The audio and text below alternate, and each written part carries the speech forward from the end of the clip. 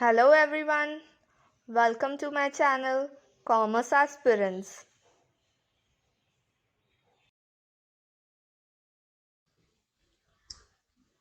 International business and its types. तर मागच्या क्लासमध्ये आपण काही मोड्स ऑफ एंट्री बघितले होते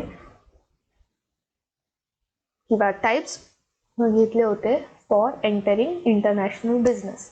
तर आजच्या क्लासमध्ये आपण जे रिमेनिंग टाइप्स आहेत किंवा मोड्स ऑफ एंट्री आहेत ते बघूया.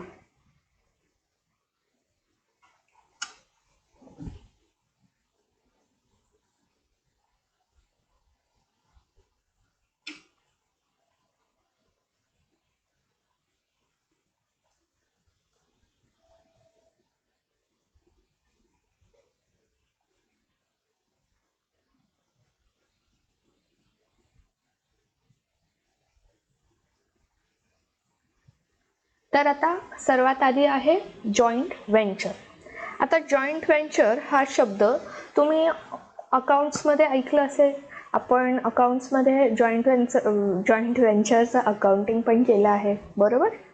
सो जॉईंट व्हेंचर म्हणजेच काय की एक जी कंपनी आहे ती फॉरेनमध्ये असणार आणि जी दुसरी कंपनी आहे किंवा जो दुसरा पार्टनर आहे तो भारतात. आता आपण आपलं एक्झाम्पल घेतो आहे, आपण जर फॉरेन मार्केटमध्ये किंवा इंटरनॅशनली आपल्याला जर बिझनेस सेटअप करायचा आहे तर आपल्याला जर फॉरेनमध्ये सेट करायचं आहे थ्रू जॉईंट व्हेंचर. तर आता फॉर एक्झाम्पल तुम्ही असं विचार करायचं आहे की तुम्ही इंटरनॅशनल बिझनेसमध्ये थ्रू जॉईंट व्हेंचर बिझनेस सुरू करताय. ठीक आहे. तर तुमची जी कंपनी आहे, फर्म आहे, ती कुठे आहे? भारतात आहे. तुम्हाला बिझनेस कुठे स्टार्ट करायचं आहे? फॉर एक्झाम्पल US किंवा UK, कोणतीही कंट्री, सिटी, वॉट एव्हर. तर आता तुम्हाला जॉईंट व्हेंचर करायचं आहे. तर जॉईंट व्हेंचर करण्यासाठी तुम्ही काय बघणार की ज्या कंपनी किंवा ज्या फर्म सोबत तुम्हाला जॉईंट व्हेंचरचा बिझनेस सुरू करायचा आहे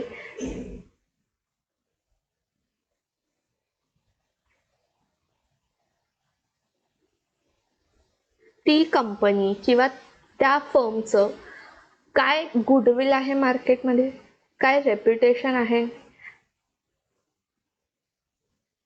जर एखादी कंपनीचं गुडविल नसेल किंवा त्या कंपनीचे प्रोडक्ट सर्व्हिसेस जास्त कोणी यूज नसेल करत तर तशाच फर्म किंवा कंपनीसोबत तुम्ही जॉईंट व्हेंचर करणार का? नाही, कारण तुम्हाला काही फायदाच नाही होणार. उलट तुम्हाला जास्तीत जास्त काम करावं लागेल, जास्त इन्व्हेस्टमेंट करावं लागेल, बरोबर. तुम्ही अशी कंपनी किंवा असं जो एक फर्म आहे ज्याचं ऑलरेडी मार्केटमध्ये काय व्हॅल्यू आहे, त्याचे प्रोडक्ट्स असो किंवा त्याचे सर्व्हिसेस असो ऑलरेडी कस्टमर्स यूज करतात, अशा कंपनीसोबतच आपण करणार जॉईंट व्हेंचर, बरोबर.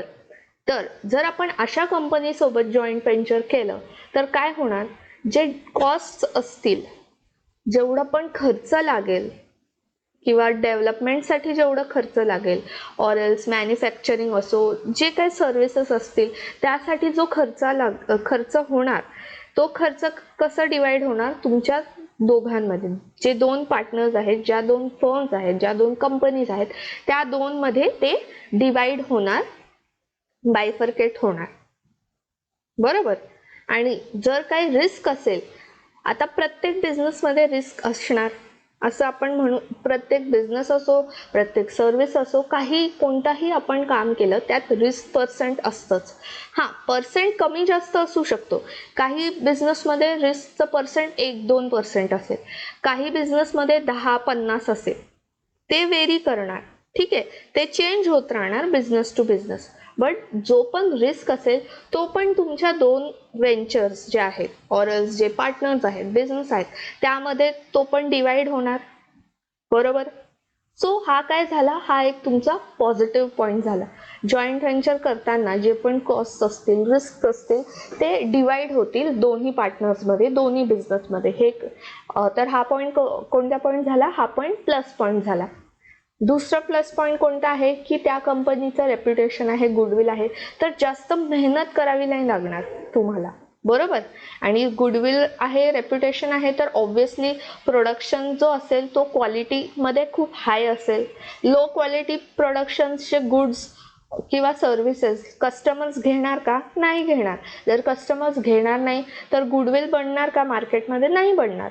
सो बट नॅचरल त्याचं जो प्रोडक्शन आहे त्याची क्वालिटी चांगलीच असणार. बरोबर. हां, एक जो दोन नेगेटिव्ह पॉईंट्स आहेत ॲक्च्युली. पहिला आहे की तुम्हाला ज्या बिझनेस सोबत तुम्ही जॉईंट व्हेंचर केलं आहे त्या बिझनेसचं जे टेक्नॉलॉजी असेल त्याच्यावर तुमचा कंट्रोल जास्त नाही असणार. कारण हे काय आहे, जॉईंट व्हेंचर आहे. ते सगळे जे त्यांच्या कंपनीचे जे फॅसिलिटीज असतील, जे ओनरशिप राईट्स असतील, ते सगळे तुम्हाला नाही देतील. तुमचे जे सगळे ओनरशिप चे राईट्स आहेत, तुम्ही सगळे राईट्स त्यांना नाही देणार.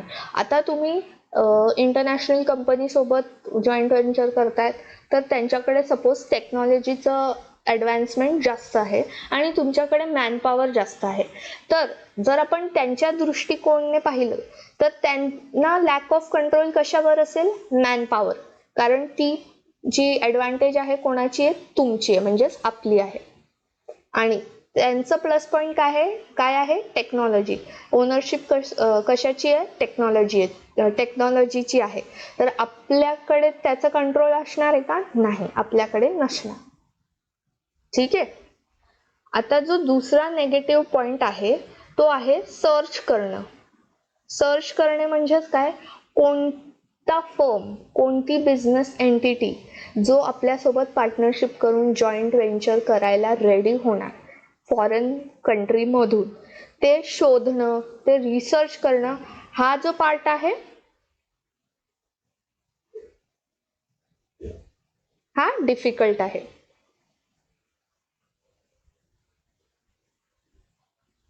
बरोबर. तुम्ही आधी रिसर्च करणार की ठीक आहे, ही जी कंपनी आहे ह्याच्यासोबत आपण जॉईंट व्हेंचर करू शकतो, बट तुम्हाला इच्छा आहे त्यांच्यासोबत बिझनेस करायची, बट नॉट नेसेसरीली त्यांना पण तुमचे जे टर्म्स अँड कंडिशन्स आहेत ते ॲग्री होतील किंवा त्यांना इंटरेस्ट असेल तुमच्यासोबत बिझनेस करायचं. तर हा जो पार्ट असतो हा थोडा डिफिकल्ट पार्ट असतो की अशी कंपनी शोधायची ज्याला आपल्यासोबत काम करायचं इंटरेस्ट असेल. आपल्यासाठी ते इंटरनॅशनल आहेत, त्यांच्यासाठी आपली कंपनी इंटरनॅशनल असणार. बरोबर.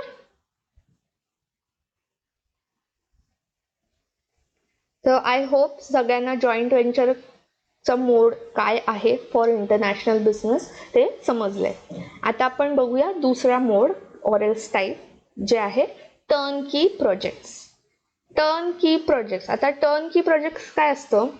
सपोज तुम्हाला इंटरनॅशनली बिझनेस सुरू करायचा आहे, बट तुम्ही काय करणार? तुम्ही स्वतः नाही जाऊन काही फॅक्टरी सेटअप करणार, युनिट सेटअप करणार, ऑफिस सेटअप करणार. तुम्ही एका कॉन्ट्रॅक्टरला सगळं जे हे काम आहे सेटअप करणे, मग त्या युनिटमध्ये ऑफिसमध्ये कोण काम करणार,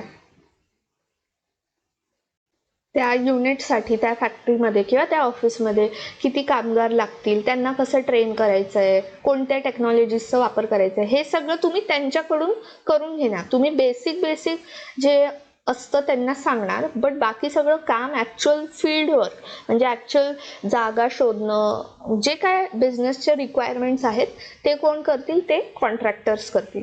आणि त्याच्या एक्सचेंजमध्ये तुम्ही त्यांना काहीतरी फीज देणार, पे करणार. ठीक आहे. तर ह्या केसमध्ये काय होतं? तुम्ही त्यांना कॉन्ट्रॅक्टरला हायर केलं, तुम्ही त्यांना सगळं सांगून दिलं, बट ॲक्च्युअली त्या जागेवर कोण काम करते? ते करतायत काम. जोपर्यंत ती जागा तयार होत नाही तोपर्यंत तुम्हाला तुमचं काहीच इंटरफिअरन्स नसतं बेसिकली, कारण तुम्हाला फक्त पैसे द्यायचे, तुम्हाला बाकी सगळे बिझनेस पण सांभाळायचे, सो तुम्ही तिकडे जाऊन जास्त इन्व्हॉल्व्ह होत नाही. तर त्यामुळे काय होणार? जर तो कॉन्ट्रॅक्टर चांगला नसला तर तो तुमच्यासोबत चिटिंग करू शकतो. ठीक आहे. आणि आपण ऐकतो पण न्यूजमध्ये की असं होतं थोडंफार, की म्हणजे पैशांमध्ये थोडंसं वर खाली ऑर एल्स क्वालिटीमध्ये वर खाली होऊ शकतं, पॉसिबिलिटी आहे. ठीक आहे.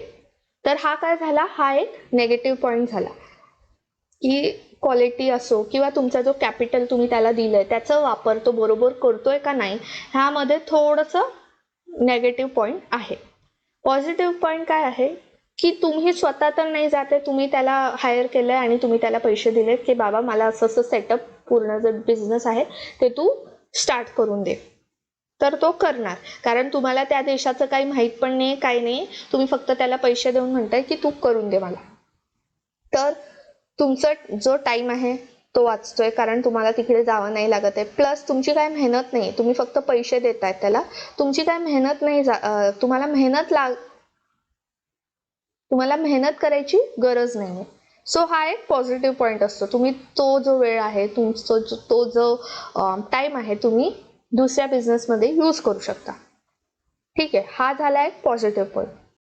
आता टर्नकी प्रोजेक्ट्समध्ये पण काही वेगवेगळे नावं असतात. फॉर एक्झाम्पल BOT म्हणजेच काय, बिल्ड, ओन आणि ट्रान्सफर. म्हणजे तुम्ही त्या कॉन्ट्रॅक्टरला हायर केलं आहे, तुम्ही त्याला सांगणार बिल्ड करा, ओन पण तोच करणार, त्याला सांगणार थोड्या वर्षांसाठी तुलाच त्याच्यावर काम करायचं, म्हणजे तू ॲज अ ओनर आहे. मग जेव्हा एकदा बिझनेस सेट होणार, म्हणजे तू सगळी मेहनत करशील, जेव्हा तो बिझनेस सेट होणार, ज्या लोकांना ते प्रोडक्ट सर्व्हिस आवडतील, पूर्ण माझं बिझनेस सेट होऊन मला प्रॉफिट अर्न करायचा जो प्रोसेस आहे बिझनेसचा तो स्टार्ट होणार, मग तेव्हा तू मला तो जो माझा बिझनेस आहे ट्रान्सफर करशील. तोपर्यंत तुलाच सगळं काम करायचं, म्हणजे बनवायचं पण तुला आहे, बिल्ड तुला करायचं, ओन म्हणजेच काय, तुला चालवायचं आहे त्या बिझनेसला, तुला सगळं कष्ट करायचे आहेत आणि त्यानंतर मग तू मला ट्रान्सफर करशील. तर त्यालाच काय म्हटलं जातं, BOT. हे शॉर्ट फॉर्म्स असे टर्नकी प्रोजेक्ट्सचे बरेचसे आहेत. कधी कधी आपल्याला विचारू शकतात शॉर्ट फॉर्म्स पण की काय असतं. अजून एक आहे बिल्ड, ओन, लीज, ट्रान्सफर. त्यालाच काय म्हटलं जातं, बोल्ट. बिल्ड, ओन, लीज आणि ट्रान्सफर. आता फक्त एकच वर्ड त्यात ऍड केला आहे, लीज म्हणजेच की तुम्ही त्याला लीजवर दिलं आहे. ठीक आहे, लीज म्हणजेच कसं आपण रेंटसाठी कसं देतो जमीन वगैरे काही वर्षांसाठी, की हा आता काही वर्षांसाठी तुम्ही हे वापरू शकता. ठीक आहे, थोड्या वर्षांसाठी. म्हणजेच लीज म्हणजे काय, जर आपण रेंटवर कसं देतो घर, तसंच ती जागा आपण लीजवर देतो, म्हणजेच रेंटवर देणे, 1 वर्षासाठी, 2 वर्षासाठी, त्यानंतर परत आपण ट्रान्सफर करून घेतो. तसंच आहे बिल्ड, ओन, लीज आणि ट्रान्सफर. तर जर तुम्ही नेटवर सर्च केलं टर्नकी प्रोजेक्ट्स आणि BOT, BOLT, BOLD, भरपूर तुम्हाला शॉर्ट फॉर्म्स मिळतील. तर ते पण एक्सपेक्ट करू शकतो आपण सेटमध्ये. नेटमध्ये आय गेस विचारतील, नाही पण विचारतील, काही सांगता नाही येत. बट हां ठीक आहे, थोडंसं एकदा फक्त बघून घ्या, असं पाठ करायची गरज नाही. फक्त तुम्हाला थोडंसं हिंट, जर एक्झाममध्ये विचारलं तर तुम्हाला हिंट असेल की हां BOT तर बिल्ड, ओन असेल. मग एखादा लेटर फक्त चेंज केलं तर तुम्हाला ते आयडेंटिफाय करता येईल लवकर की नक्की काय आहे. ठीक आहे, तर टर्नकी प्रोजेक्ट समजले सगळ्यांना. ग्रीनफील्ड व्हेंचर म्हणजेच काय, तुम्ही फॉरेनमध्ये जाऊन बिझनेस स्टार्ट करणार. बट कसं स्टार्ट करणार, युनिट सेट करण्यापासून, जमीन खरीदण्यापासून, फॅक्टरी स्टार्ट करण्यापासून, एम्प्लॉईज हायर करायचं, टेक्नॉलॉजी काय वापरायची आहे, प्रोडक्शन कसं होणार, मॅन्युफॅक्चरिंग कसं होणार, मार्केटिंग कसं होणार, सगळं बेसिक पासून सगळं तुम्हीच सेट करणार.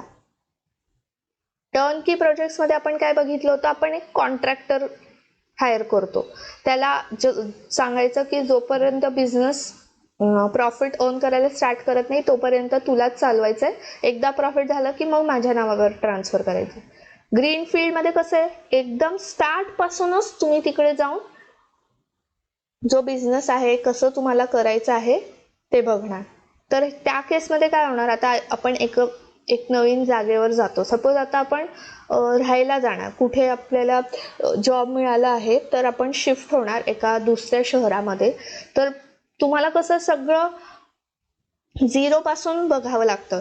जर आपल्याला घर घ्यायचं आहे भाड्यावर, तर कोणत्या एरियामध्ये घ्यायचं आहे. जर तुमची फॅमिली आहे, तर फॅमिलीमध्ये लहान मुलं आहेत, तर त्यांची शाळा बघावी लागेल. सगळं तुम्हाला बेसिक पासून बघावं लागेल, कारण तुम्ही कोणालाही ओळखत नाही त्या शहरात. पण जर तुमचे रिलेटिव्ह म्हणजे तुमचे नातेवाईक राहत असतील जवळपास, तर कसं ते तुम्हाला सगळं करून देतील. ठीक आहे, तर असं लक्षात ठेवायचं. टर्नकी प्रोजेक्ट म्हणजेच जर आपण आपला जॉब चेंज झाला आणि आपण अशा शहरात जातोय जिथे आपले नातेवाईक आहे, तर आपण त्यांना कॉल करून सांगतो ना की आम्ही आता शिफ्ट होणार आहे, तुम्ही घर बघून ठेवा, घरामध्ये फर्निचर आहे का नाही, गॅस पाईपलाईन आहे का नाही, गॅस आहे का नाही, हे सगळं तुम्ही बघून ठेवा. मग कोणाला जर शाळे वगैरेच माहिती करून घ्यायचंय, ते पण आपण त्यांना सांगतो. तर ते काय झालं, टर्नकी प्रोजेक्ट, असं लक्षात ठेवा. ठीक आहे. ग्रीन फील्ड मध्ये काय आहे, तुम्ही अशा शहरात जातायत जिथे तुम्ही कोणालाही ओळखत नाही, सगळं तुम्हालाच बघायचंय. घर घेणं, शाळा कुठे आहे, हॉस्पिटल कुठे आहे, घरातलं सामान कसं करायचंय, सगळं तुम्हालाच बघायचंय. तर अशा केसमध्ये काय होणार, ऑब्व्हियसली तुम्हाला खर्च जास्त होणार. ठीक आहे, कारण तुम्हाला काही माहीतच नाहीये. तुम्हाला कोणी फसवू पण शकतं. कमी रेंटवालं घर पण तुम्हाला जास्ती रेंटमध्ये देणार. तसंच लँडचं व्हॅल्यू जर कमी असेल फॉरेन कंट्रीमध्ये, पण तुम्ही नवीन आहे, तुम्हाला माहित नाही, सो मे बी तुम्हाला ते फसवू शकतात. तर कॉस्ट जास्त असणार, रिस्क जास्त असणार, कारण तुम्हाला काहीच नाही माहिती आणि तुम्ही तिथे स्टार्ट करताय. ऑब्व्हियसली तुम्ही रिसर्च तर करणार, पण जोपर्यंत तुम्ही तिकडे जाऊन राहत नाही, तिकडचं जे वातावरण आहे, लाईफस्टाईल आहे, तिकडचे लोक, त्यांचं काय प्रेफरन्स आहे, म्हणजे त्यांना काय आवडतं, त्यांना काय नाही आवडत, तुमचा बिझनेस तिकडे सेट होणार नाही होणार, हे सगळं तुम्हाला जाऊन तिकडे बघावं लागेल. आणि बिकॉज तुम्हाला नॉलेज नाही आहे त्या देशाची किंवा त्या देशाच्या शहरांची जिथे तुम्ही स्टार्ट करताय, तर तुम्हाला रिस्क तर जास्त असणारच. बरोबर. पण पॉझिटिव्ह पॉइंट्स काय असणार, सगळं कंट्रोल जे आहे तुमच्या हातामध्ये असणार. तुम्ही डिसाईड करणार, तुम्हाला टेक्नॉलॉजी, तुमचे जे मशीन्स आहेत, तुम्हाला किती हाय क्वालिटीचे, लो क्वालिटीचे यूज करायचे आहेत, तुमचा जो कॅपिटल आहे त्याचं स्पेंडिंग कसं झालं पाहिजे ते पण तुमच्याच कंट्रोलमध्ये असणार. ब्रँड इमेज कशी बनवायची आहे, कोणत्या लोकांना तुम्हाला कोणत्या जॉबसाठी ठेवायचं आहे, ते सगळं, तो जो कंट्रोल आहे तुमच्या हातामध्ये असणार. तर असं लक्षात ठेवा, जर हे जे वर्ड्स आहेत टर्नकी, ग्रीन फील्ड, तुम्हाला थोडंसं एस्पेशली जे फर्स्ट टाइम लर्न करतायत थोडं डिफिकल्ट जात असेल, तर हा एक्झाम्पल लक्षात ठेवा. टर्नकी प्रोजेक्ट आलं तर असं इमॅजिन करायचंय, आपण दुसऱ्या शहरात जॉबसाठी जातोय आणि आपले नातेवाईक आहे त्या शहरामध्ये. तर आपल्याला काय काय प्लस पॉईंट्स असतील, काय मायनस पॉईंट्स असतील. ग्रीन फील्ड व्हेंचरमध्ये असं लक्षात ठेवायचं की तुम्ही एखाद्या शहरामध्ये जाताय, तुमचं जॉबचं ट्रान्सफर झालंय आणि तुम्ही कोणालाही ओळखत नाही, तर काय प्लस पॉईंट्स असतील, काय मायनस. असं जर तुम्ही विचार केलं, हा जो एक्झाम्पल आहे लक्षात ठेवलं, तर स्टेटमेंट रिझन असो, ब्लँक्स असो, काही असो, तुम्हाला आन्सर करता येणारच आणि तुमचं कन्फ्युजन पण होणार नाही. ठीक आहे. तर आय होप हे जे 3 टाइप्स मी आतापर्यंत समजवले, joint venture, turnkey projects, greenfield venture, हे तुम्हाला समजले आहे. ठीक आहे. तर आता दुसरे जे टाइप्स आहेत ते आपण बघूया. आता जो नेक्स्ट टाइप आहे फॉरेन डायरेक्ट इन्व्हेस्टमेंट. हा जो टाइप आहे फॉरेन डायरेक्ट इन्व्हेस्टमेंट, हा टॉपिक आहे एक सेपरेट, जो आपण बघणार नेक्स्ट 1 ते 2 क्लासमध्ये. इन डिटेल टॉपिक आहे इंटरनॅशनल बिझनेसमध्ये आणि खूप जास्त महत्त्वाचं टॉपिक आहे. सो मी आता तुम्हाला रफ आयडिया देणार की नक्की फॉरेन डायरेक्ट इन्व्हेस्टमेंट काय असतं, बट इन डिटेलमध्ये आपण पुढच्या 1 ते 2 क्लासेसमध्ये ते बघूया. ठीक आहे. तर जर तुम्ही स्वतःहून जेव्हा हे रीड करणार, FDIचं जे मी नोट डाऊन केलं आहे, आणि तुम्हाला नाही समजलं तर नो प्रॉब्लेम, पुढच्या क्लासमध्ये तुम्हाला समजेल, कारण तिथे मी इन डिटेलमध्ये तुम्हाला एक्सप्लेन करणार. ठीक आहे. एफडीआय काय असतं, युजली जे मोठे बिझनेसमॅन असतात, ठीक आहे, ते काय करतात, डायरेक्टली त्यांचा जो पैसा आहे, त्यांचं जेवढं पण कॅपिटल आहे, ते फॉरेनच्या एखाद्या बिझनेसमध्ये, तो बिझनेसचा जो मॅन्युफॅक्चरिंगचा पार्ट असेल किंवा त्या बिझनेसचं प्रोडक्शनचं पार्ट आहे, मार्केटिंगचा पार्ट आहे, त्या पार्टमध्ये त्यांचा जो पैसा आहे, त्यांचा जो कॅपिटल आहे, ते इन्व्हेस्ट करतील. त्यात पण खूप वेगवेगळे पॉईंट्स असतात. ते आपण कसं करू शकतो, कोणते अकाउंट्स असतात, भरपूर काय आहे एफडीआय मध्ये. तर तुम्हाला आता लक्षात कसं ठेवायचंय की एखादी मोठी जी बिझनेसमॅनची कंपनी असेल किंवा एक मोठा बिझनेसमॅन असेल, तो काय करणार, दुसऱ्या देशाच्या बिझनेसमध्ये पैसा इन्व्हेस्ट करणार. ठीक आहे. तो काय काम वाम नाही करणार तिकडे जाऊन किंवा काहीच असं काही नाही करणार आहे, फक्त त्याचा जो पैसा आहे तो इन्व्हेस्ट करणार. आता त्याच्यात पण ना एफडीआय मध्ये एफडीआय चे वेगवेगळे टाइप्स पण असतात आणि एफडीआय मध्ये 2 इम्पॉर्टंट टर्म्स असतात, home country, host country. Home country म्हणजेच कोणती, ज्या कंपनीमध्ये पैसा इन्व्हेस्टमेंट येतोय. सपोज आपल्या केसमध्ये झाली ती यूकेची कंपनी, आपण त्या कंपनीमध्ये पैसा टाकतोय, तर ती काय झाली, ती झाली होम कंट्री. कोणासाठी, त्यांच्यासाठी. आणि आपल्यासाठी काय झाली ती होस्ट कंट्री. होस्ट कंट्री म्हणजेच काय, होस्टला काय म्हणतात, होस्ट म्हणजेच गेस्टला आपण अतिथी, हा आपण असं समजून घ्या. आता मला होस्ट साठी काय शब्द आहे ते आठवत नाहीये. गेस्ट म्हणजे काय असतं, अतिथी. तर आपण कोण आहोत, आपण अतिथी आहोत. आपण त्यांच्या देशामध्ये पैसा इन्व्हेस्ट करतोय, सो आपण त्यांच्यासाठी अतिथी आहेत. तर अतिथीचं जो अपोजिट असेल ते होस्ट असतं. तर ते काय आहे, तुम्हाला जर माहिती आहे best word for host in Marathi, मला कॉमेंटमध्ये लिहा. होस्ट म्हणजे जे आपल्याला इन्व्हाइट करतात त्यांच्या कंट्रीमध्ये पैसा इन्व्हेस्ट करण्यासाठी, त्याला होस्ट म्हटलं जातं. ठीक आहे. तर आपण त्यांच्या कंट्रीमध्ये पैसा इन्व्हेस्ट करतोय, तर आपल्यासाठी ती जी कंट्री आहे, सपोज यूके, ती काय झाली, होस्ट कंट्री झाली. आणि आपली स्वतःची जी कंट्री आहे, म्हणजेच आपला जो देश आहे भारत, तो काय झाला, होम कंट्री. तर होम कंट्री म्हणजेच आपल्या देशासाठी काय फायदे आहेत एफडीआयचे, आणि होस्ट कंट्री म्हणजे ज्या कंट्रीमध्ये आपण पैसा इन्व्हेस्ट करतोय त्याचे काय फायदे आहेत, आणि दोन होम कंट्री आणि होस्ट कंट्रीमध्ये नुकसान काय आहे ते इन डिटेलमध्ये, हे सगळे जे टॉपिक्स आहेत ते आपण बघूया. पण ज्यांनाही होस्ट कंट्री, होस्टला मराठीत काय म्हणतात किंवा त्यांना समजलंय की मी काय सांगण्याचा प्रयत्न करते, ते मला कमेंटमध्ये नक्की सांगा, सो दॅट मी नेक्स्ट लेक्चरमध्ये जेव्हा आपण एफडीआय डिटेलमध्ये लर्न करणार तेव्हा मी तो शब्द यूज करणार. ठीक आहे, ठीक आहे, ठीक आहे, ठीक आहे. तर एफडीआय साठी फक्त एवढंच लक्षात ठेवा. आता आपण मर्जर्स अँड ॲक्विजिशन्स काय असतात ते बघूया. मर्जर्स हा पण शब्द जो आहे तुम्ही अकाउंट्स मध्ये बघितलं असेल. मर्जर काय असतं, ॲक्विजिशन काय असतं. पण most of the students merger, acquisition, strategic alliance ह्या 3 वेगवेगळ्या टाइप्सला एकच समजतात. पण हे तिन्ही जे टाइप्स आहेत ते कम्प्लिटली डिफरंट आहेत. ठीक आहे. तर सर्वात आधी मर्जर वेगळं आहे, ॲक्विजिशन वेगळं आहे, स्ट्रॅटेजिक अलायन्स डिफरंट आहे. आता तुम्ही कसं लक्षात ठेवणार ते मी सांगते. मर्जर म्हणजेच काय, जेव्हा 2 कंपनीज, ठीक आहे, एकत्र येऊन एक नवीन कंपनी तयार करणार.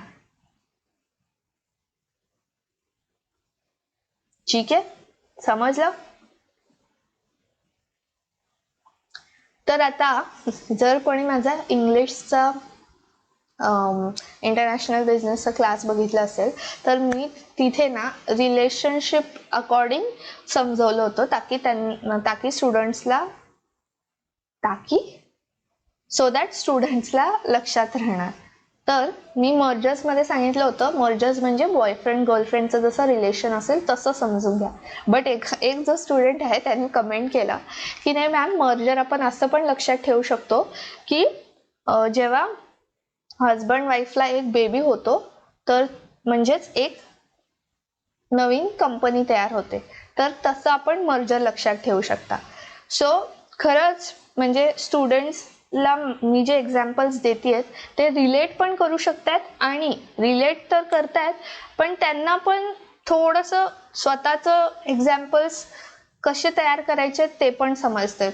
So very good. असंच तुम्ही पण रिलेट करून नवीन नवीन एक्झाम्पल्स तयार करा, सो दॅट तुम्हाला कन्फ्युजन नाही होणार. हे आपण फक्त कन्फ्युजन नाही झालं पाहिजे म्हणून तसं लक्षात ठेवतोय.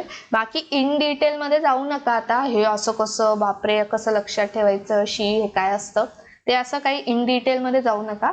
फक्त आपल्याला लक्षात राहायला पाहिजे म्हणून ते एक्झाम्पल्स तसे बनवतो आपण. ठीक आहे. तर मर्जर असं जसं इंग्लिश क्लासमध्ये सांगितलंय की जेव्हा एका कपलला बेबी होणार तर ते काय असेल, मर्जर असेल असं लक्षात ठेवायचं. म्हणजेच काय, मर्जरमध्ये एक नवीन कंपनी, एक नवीन एंटिटी, एक नवीन फर्म तयार होतं मर्जरमध्ये. For example Vodafone plus Idea. Vodafone एक सेपरेट कंपनी आहे, आयडिया एक सेपरेट कंपनी आहे, पण त्यांनी मर्जर केल्यानंतर कोणती कंपनी फॉर्म झाली, वी ही कंपनी तयार झाली. सो त्या स्टुडंटनी तसंच रिलेट केलं आहे की एका कपलला जेव्हा बेबी होणार दॅट इज मर्जर. बरोबर. तर तुम्ही पण तसं लक्षात ठेवू शकता. ऑर एल्स तुम्हाला जर काही दुसरं एक्झाम्पल आहे तर तुम्ही ते पण मला कमेंट सेक्शन मध्ये सांगा. ठीक आहे. तर हे झालं मर्जर. आता ॲक्विजिशन काय आहे? ॲक्विजिशन म्हणजेच जेव्हा एक मोठी कंपनी एका छोट्या कंपनीला, फर्मला, एंटिटीला एक्वायर करते. एक्वायर करतेच म्हणजे त्या कंपनीला विकत घेते. ठीक आहे. परचेस म्हणजे तेच ना, विकत घेणे. हा, तर ॲक्विजिशन मध्ये हा प्रकार आहे. ॲक्विजिशनचं काय आहे, एक जी मोठी कंपनी आहे दुसऱ्या कंपनीला विकत घेणार, आणि ज्या कंपनीला विकत घेतलं त्या कंपनीचं तर काय आता जे ब्रँड नेम आहे ते राहणार नाही, कारण जी मोठी कंपनी आहे ज्यांनी त्या कंपनीला विकत घेतलं आहे त्याच कंपनीचं फक्त नाव राहणार. म्हणजे जी छोटी कंपनी आहे त्याला पण मोठ्या कंपनीच्या नावानेच ओळखलं जाणार. बरोबर. आता ह्याचं एक्झाम्पल आहे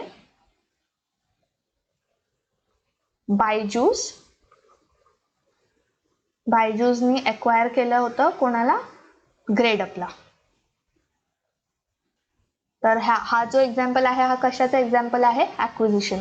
बायजूस एक एज्युकेशन प्लॅटफॉर्म आहे, एडटेक कंपनी आहे. त्यांनी कोणत्या एडटेक कंपनीला एक्वायर केलं, ग्रेडअपला. सो आता ग्रेडअपचं नाव आहे का, नाही आहे. नाव कोणाचं आहे, फक्त आणि फक्त बायजूसचं नाव आहे. ठीक आहे. समजतंय सगळ्यांना.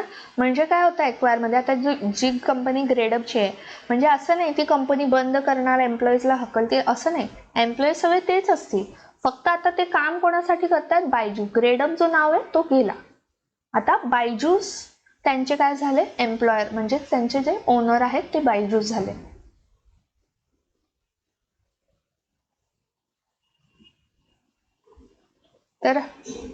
तर हा एक्झाम्पल आहे ॲक्विजिशनचं. आता तुम्ही असं लक्षात ठेवू शकता की जेव्हा आधीच्या काळामध्ये, आता आय होपफुली असं होत नसेल कुठे पण आधीच्या काळामध्ये काय करायचे, ते जेव्हा मुलीचं लग्न झालं, ठीक आहे, लग्न होऊन मुली जेव्हा आली घरी, सरनेम तर चेंज होतोच, आता पण होतो ते, पण आधी ते काय करायचे, नाव पण चेंज करायचे मुलीचं. बरोबर. म्हणजे काय, तिची जी आयडेंटिटी आहे, तिचं जे काय म्हणतात आयडेंटिटीला, म्हणजे तिची जी ओळख, तिचं जे पर्सनॅलिटी नाही, म्हणजे तिची आयडेंटिटीच पूर्ण चेंज होते. तिचं सरनेम तर चेंज होणारच, पण तिचं नाव पण चेंज करायचे. ठीक आहे, लग्नानंतर. मोस्टली आता असं होत नाही, खूप एकदम गावाकडे वगैरे असं होत असेल, बट शहरात तर रेअरली असं होतं. तर तसंच तुम्ही ॲक्विजिशनला लक्षात ठेवायचं. जेव्हा आधीच्या काळामध्ये मुलींचं लग्न होऊन मुली जेव्हा घरी यायचे तेव्हा त्यांचं जो नाव आहे विथ सरनेम तर ठीक आहे होतच, बट नाव पण चेंज करतात. तर सेम ॲक्विजिशन मध्ये होतं. जी मोठी कंपनी आहे छोटी कंपनीला जेव्हा एक्वायर करते, जेव्हा त्याची खरेदी करते, तेव्हा ती जी छोटी कंपनी आहे त्याचं नाव वगैरे सगळं जातं. कंपनी आहे म्हणजे कंपनीचे जे लोक आहेत, एम्प्लॉईज आहेत, ते जे काम करायचे, आता जे ग्रेडअपचे एज्युकेटर्स आहेत, जे ग्रेडअप मध्ये शिकवायचे, ते शिकवतायत, त्यांना काय काढलं वगैरे नाही गेलंय, ते त्यांचं जसं काम करायचे ते करायचे. फक्त आता ग्रेडअप काढून काय नाव आलंय तिकडे, बायजूस. सेम आधीच्या काळात लग्नामध्ये करायचे. मुलगी आधी जी होती लग्न आधी तीच मुलगी आहे, मुलगी काय चेंज नाही झाली, फक्त काय केलंय, तिचं नाव चेंज केलं आहे. ठीक आहे. सो असं तुम्ही रिलेट करू शकता. आता हे एक्झाम्पल्स का मी देते, हे थोडे फनी पण आहेत. ठीक आहे. सो तुम्हाला हे थोडे फनी आहेत, सो तुम्हाला जास्त, आता ज्यांना बायजूस ग्रेडअपचं माहित आहे व्हेरी गुड, बट ज्यांना माहित नसेल बायजूस ग्रेडअपचं ॲक्विजिशन हे सगळं, तर त्यांना हा जो एक्झाम्पल मी दिला आहे लग्नानंतर आधी वगैरे, हे त्यांना लगेच समजेल, मग ते मे बी बायजूस ग्रेडअप सोबत पण त्याला रिलेट करू शकणार.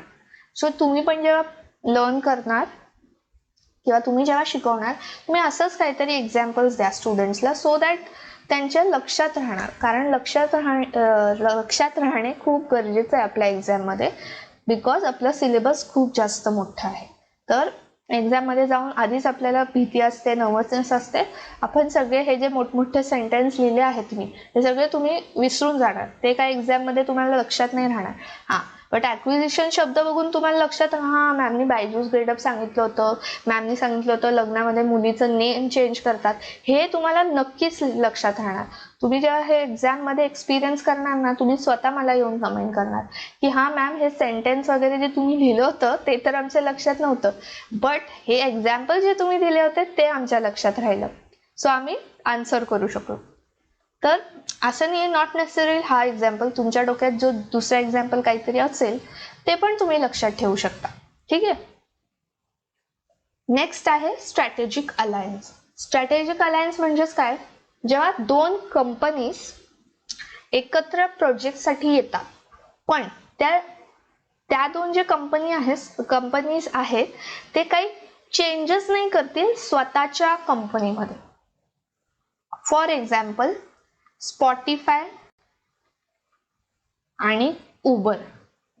ठीक आहे. ह्यांचं स्ट्रॅटेजिक अलायन्स आहे. ह्यांचं स्ट्रॅटेजिक अलायन्स काय आहे की जेव्हा आता उबर तर माहिती आहे ना सगळ्यांना, जसं ओलाचे जे कॅब्स असतात तसंच उबरचं पण कॅब सर्व्हिस आहे. म्हणजे आपल्याला ज्या ठिकाणी मध्ये जायचं आपण आपल्या फोनमध्ये त्या ॲपमध्ये बुक करायचं, गाडी येणार आपल्याला घेऊन जाणार आणि तिकडे सोडणार, आणि आपण काहीतरी जे त्यांचे फीज असतील जे पण पेमेंट असेल ते करायचं. ठीक आहे. ती सर्व्हिस उबर देते. स्पॉटीफाय काय आहे, जसं गाना.com, सावन, अजून भरपूर जे असे सॉंग्स म्युझिक रिलेटेड जे ॲप्स आहेत तसंच स्पॉटीफाय आहे, पण तो आय गेस इंडियन ॲप नाही आहे, तो फॉरेनचा ॲप आहे. तर त्या ॲपवर सगळे सॉंग म्हणजे कुठल्याही कल्चर, रिलिजन, कुठलेही जॉनर म्हणजेच क्लासिकल किंवा हिपहॉप, हे ते जेवढे पण जॉनर्स आहेत सगळे म्युझिक तिकडे त्या ॲपवर आपल्याला अवेलेबल आहे.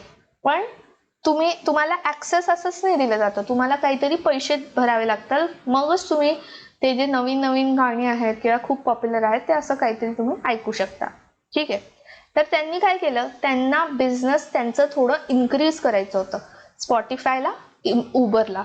तर त्यांनी काय विचार केला की आपण ना स्ट्रॅटेजिक अलायन्स करूया. स्ट्रॅटेजिक अलायन्स म्हणजेच काय की जेव्हा जो पण व्यक्ती उबर कॅब बुक करणार, जसं तो कॅबमध्ये बसणार त्याला आपण एक ॲक्सेस देऊया स्पॉटीफाय ॲपचं. म्हणजे जसंही तो कॅबमध्ये बसेल त्याला ते ॲक्सेस मिळणार आणि तो ट्रॅव्हल करता जोपर्यंत त्याचं डेस्टिनेशन येत नाही तोपर्यंत तो सगळे सॉंग्स जे आहेत तो ऐकू शकतो.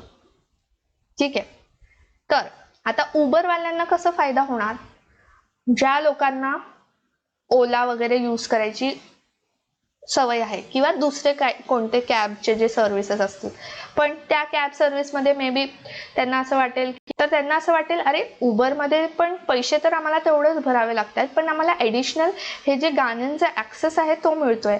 आणि जर आपण लॉंग ट्रॅव्हल करतोय, ठीक आहे, एक 10-15 किलोमीटरचा जर आपला ट्रॅव्हल असेल तर आपल्याला आवडतं ना की असं गाणी ऐकत ऐकत जायचं आणि जे पण लेटेस्ट जे पण ट्रेंड्स असतील ते आपल्याला फ्रीमध्ये ऐकता येणार. तर उबरला काय फायदा होणार? जास्तीत जास्त लोक त्यांचे जे कॅब सर्व्हिस आहेत ते बुक करतील. स्पॉटीफायला काय फायदा होणार? जे पण कस्टमर्स उबरमध्ये जात आहेत, उबरचे सर्व्हिस घेत आहेत, त्यांनी मग स्पॉटीफाय ॲपवर जे गाणी वगैरे आहेत ते सगळं ऐकलं, एकदम लेटेस्ट ओल्ड सगळ्यांचं आवडीप्रमाणे जे काय असेल त्यांनी ते ऐकलं. मग त्यांना असं वाटेल की नाही यार, छान आहे हा ॲप आणि ठीक आहे, प्राइस पण एवढं जास्त नाही आहे, पण आपल्याला सगळे जे आपले फेवरेट सॉंग्स आहेत ते ऐकता येणार, तर चला आपण घेऊया, सबस्क्रिप्शन घेऊया ह्या ॲपचं. तर स्पॉटीफायला मग फायदा होणार. कारण मग ते जे कस्टमर्स आहेत दुसऱ्यांना सांगतील, रिलेटिव्सला सांगतील, फ्रेंड्सला सांगतील, अरे हा ॲप खूप भारी आहे, ठीक आहे, सबस्क्रिप्शनचं जास्त नाही आहे पैसे, आपण मिळून सबस्क्रिप्शन घेऊया किंवा तू घे सबस्क्रिप्शन, असं म्हणजे ते काय म्हणतात पब्लिसिटी होणार स्पॉटीफायची आणि स्पॉटीफाय डाउनलोड करतील.